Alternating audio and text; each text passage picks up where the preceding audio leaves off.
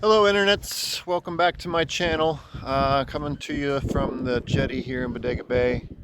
Had a relatively productive week. Didn't get any sailing done, but I did manage to get the name on the boat finally. Basically, just didn't change the name because it was one of those jobs that I just kind of postponed. The actual, like me actually registering it and changing the name legally, took like 8 months for the paperwork to come through. So it just stayed the old name on the back of the boat because I didn't have the money for this or that, you know. Another reason I didn't do this job earlier is because it was actually a pretty big job. I had to first completely sand down the stern of the boat, where the new decals that I got on Amazon, they weren't that expensive. They were only like 25 bucks, and you'll see in a second. But like, um, yeah, so that I was postponing it because it was a kind of a big job. I ended up actually inflating the dinghy and putting it over the side and just kind of standing on in the dinghy to do the majority of the work. And here is some of the footage that I got while doing it.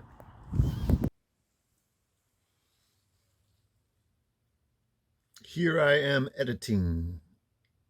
So the first order of business was to remove the old lettering that was on the back of the boat. Don't ask me how to pronounce whatever name it was. I never figured it out, but it had to go. So I found the best tool for the job was a paring knife that my sister gave me a couple Christmases ago. It just had the right kind of flex to it to get underneath the vinyl lettering that was there before. And then I could just kind of peel it off. I did try to use a heat gun, but my 12 volt electric system does not have enough oomph to make a heat gun work. So I did it the old fashioned way, slow and steady, just with a little knife, just peeled it off. All right, quick little update from the back of the boat. I've got everything prepared. Basically, what I'm doing here is I am about to paint the back of the boat, the stern of the boat. It's been sanded. Got just the section I want taped off. You know, don't want to do anything other than that because that'll take forever. So yeah, what you didn't see there is me sanding for an entire day on the back of the boat here, and I just didn't get any footage of that because my camera battery was dead. And here I am starting to actually paint the back of the boat. I didn't use tape on the back, the very back of the stern, on the exterior. I just used just kind of a straight edge on the brush itself, and I very carefully went down the line that I wanted to make. So I didn't tape, like I said before, I didn't tape the outside of the boat. I probably should have, but I managed to do it by eye, and it was pretty neat and even, so it all worked out. This is a gel coat that I got at the local hardware store. It cost about $35 a gallon. I'm not quite sure the name of the product, but I just got it at the local Ace hardware store. Yeah, so this is the first time I've actually worked with a gel coat. And it's not the easiest paint to work with, actually. It's very hard to get like really nice and smooth without a bunch of bubbles and kind of lumps and stuff like that. So I don't know if this is the best brush. This is just like a foam brush. Maybe a bristle brush would be better for it. But either way, I managed to get 2 coats of white gel coat on the back stern of my boat just to kind of clean up the surface so it was ready for my decals.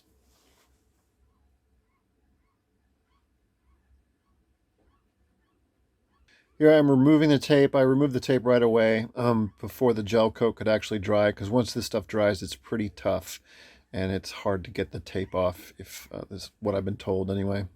Alrighty, there's the, so let me get that flap out of the way. The newly painted stern of Dagny. Put a new name right there somewhere. Wind is blowing. So once the back of the boat was nice and clean and ready for the decals, I went ahead and kind of taped them up and you know, there's a whole way of doing this where you measure this and measure that and find the exact middle point. But I was kind of like, whatever. I'm just going to eyeball it and put it where I think it looks good. And the method that I chose was this very simple method of basically sticking down putting a line of tape down the middle of your decal, and then you peel off the backing and cut that off.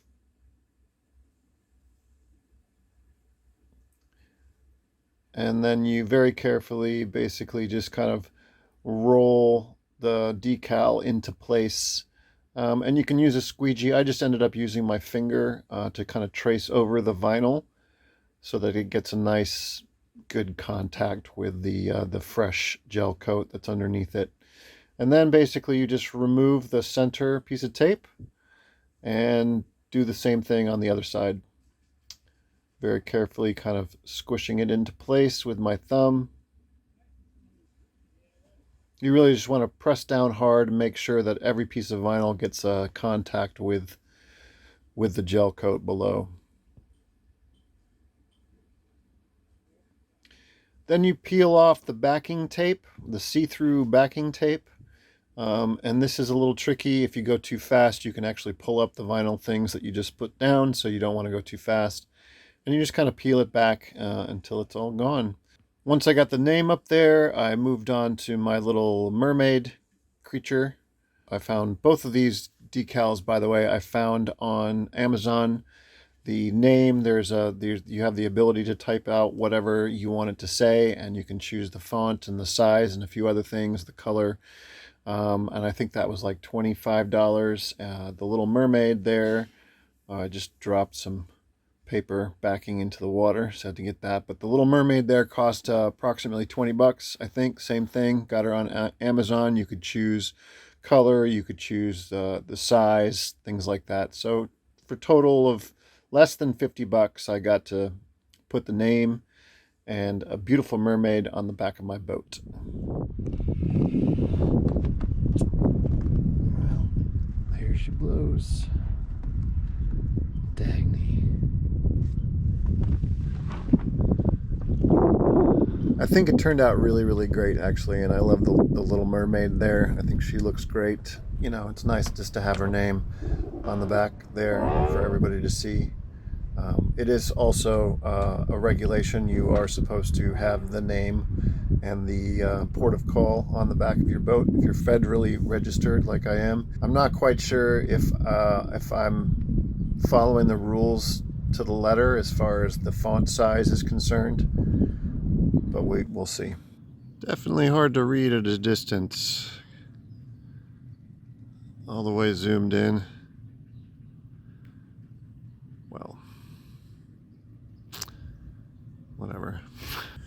So another notable thing that happened this past week was that I took my drone on a job and promptly flew it into a river. So I no longer have a drone. Otherwise, I would have loved to actually get a nice shot of the back of the boat finally, with the name on there and everything looking nice with the drone. But alas, that did not happen. So I don't think I'm going to get another drone, actually. I keep flying them into the water, and it doesn't seem like a good, good use of my money. So I'm looking at one of these 360 like action cameras that I think kind of acts a little bit like a drone, but it's on a stick, so it's harder to lose, I suppose. So anyway, thank you guys for watching my, oh, there's a bird. Thanks for watching my my vlog, my captain's vlog, and I'd really like to thank my patrons for supporting this crazy journey of mine. I really, really appreciate you.